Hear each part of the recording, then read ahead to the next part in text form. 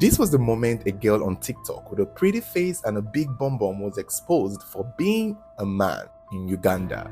The girl by the name of Sinfu, the TikTok heartthrob with thousands of followers and male suitors in her DMs shooting their shots with gifts, money and everything in between, only for it to come crashing down in just one day when all the guys she has collected money from set her up to expose her at a shopping mall in Uganda. It came as a shock to her social media followers when they learned that their crush and the pretty damsel Sinfu on TikTok was actually a man with a six-pack and a penis. Most people have said that she's maybe just a cross-dresser. However, the claim that is circulating is that she does this on purpose to deliberately target guys who are interested in her and quote-unquote steal from them. Put in mind the word steal. Did she go to these people's house and then take something that wasn't given to her? Because that is what I would imagine is stealing. However, are they saying she's a thief because she's pretending to be a girl and deliberately collecting gifts and money from people who thinks or thought she was a girl? If that is what they are describing as stealing, then I don't agree. If she was a girl stealing, it is still stealing. So it had nothing to do with her being a boy or a girl or a guy pretending to be a girl. If it's stealing, it's stealing. But if these guys are actively giving her money because they think she's a fine girl, then I don't know if I would call that stealing. But here is the thing about her and how the story is circulating. She appears to be a bold personality because unlike what we know these kinds of tactic to be, most of them would stick to just being online, pretend to be a girl, collect money from the guys, block them afterwards and move on to the next victim. But Lady Sinfu is clearly an active person and a social person who actually appears to put herself in these public spaces. Videos of her going to see guys, being with guys, dancing in public, going to boutique, going to a shop, going to these shopping malls have all surfaced to show that she also puts herself outside of social media. So a lot of the guys that are basically alleging that she's scamming or stealing from them, quote unquote, are guys she had met in person. And it's unclear if they knew she was a he or if they just never knew. But one thing that has been mentioned also is that she appears to be very realistically a young teenage girl with feminine features and feminine gestures that appears to be convincing for most of the guys who would have supposedly fallen for her antics. But there's something I also noticed with her in public. Appears to be female with the braid, the gestures, but then she's always on nose mask, which I think would have been the first red flag for these guys. But then again, the same most men would put their penis in anything that wears skirts.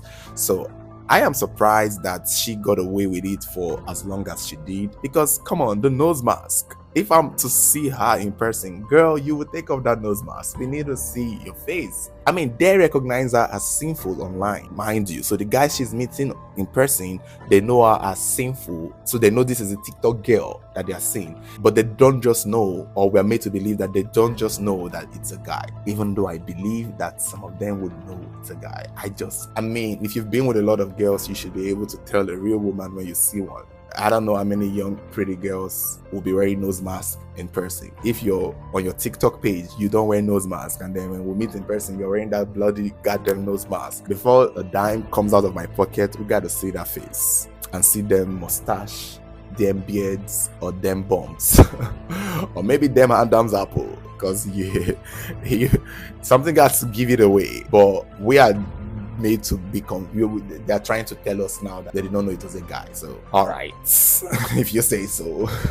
But here is the thing, her entire world came crashing down somewhere around the 27th and 26th of July when it became viral that she has been caught, she has been exposed, she has been disgraced. And it all started from her going to a particular shopping mall where a group of guys, or some guys who had heard that, hey, this is a guy, because at the end of the day, somebody would still know. This is a guy, this girl you guys think is a girl is a guy, and she has just been using people's head to collect money. And when she got to the mall, we see videos of her being filmed, being followed, and in that same outfit, we see her being taken to what looks like a detention center, where she's made to explain herself. Another video circulated with her being harassed, which I find very troubling, but it wasn't bad. I mean, it could have been worse. This thing, many people will attribute it to homosexuality, and they will attribute it to, being gay, and that would be a reason why they would want to beat, even kill somebody. That was the concern, and that was an initial fear for this situation. But I don't think it came up as that. It's being presented as though she's using it as a economical tactic, not a sexual way. It wasn't mentioned she had done anything sexually with any of the guys, which I think is very, very convenient for the fact that she had collected money from a lot of these guys. And yet, that would have been... I'm just saying, the thing is, the point is, if she had done something to any of the guys, they would not admit it.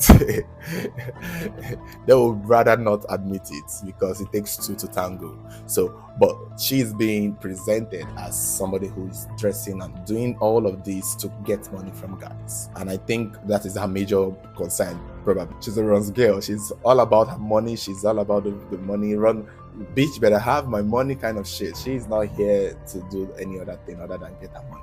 And I think that's the thing with this situation.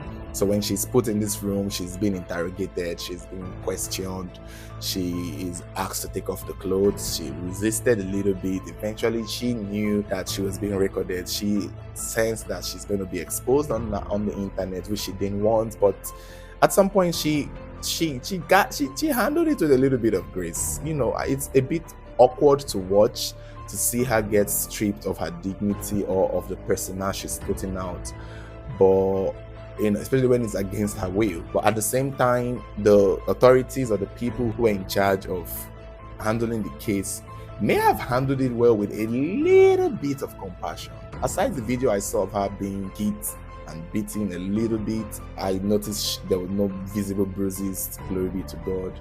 But this is what they now did. After she admitted she's a guy and she stripped off all the feminine outfits, they cut her hair, took her to a barbing salon and made her look like a guy, and then took her to a boutique to buy men's clothes. And then there was another video of her apologizing to her followers for being deceitful. And yeah, so far she's back home. We hear she came back on TikTok live, and I don't know what this is going to be for her moving forward. I feel a type of way about it. I understand Africa, we are such a homophobic country in a way, but this situation, I believe, is fair. She gets a second chance to maybe have a do-over or have a better strategy to not get to be in a situation where people get to put her in such a thing. At the end of the day, this is a young boy. I don't believe he's up to 20.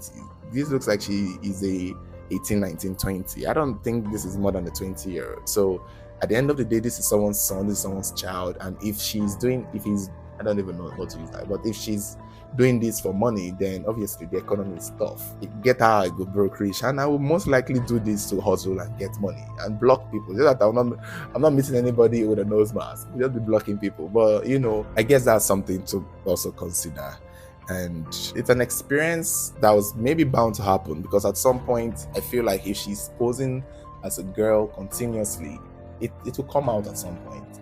And you don't want it to come out at a place where it's a lot more dangerous for you. So it's fine like this, and it's reasonable like this, that it's done in a way where there's a chance for her to get out of it, even if it means sacrificing her dignity a little bit, even if it means that she will get it back. It's fine. It's dignity. You always get it back. I mean, to forever be on the internet, but at least she gets a chance to go home and get her life all together again, whatever that means for her moving forward. We're rooting for you, Sinfu. We are rooting for you. Lord, she is most likely going to be the next Bobrisky of Uganda, and I hope she wears it well and be bold. And I think it's easier for her.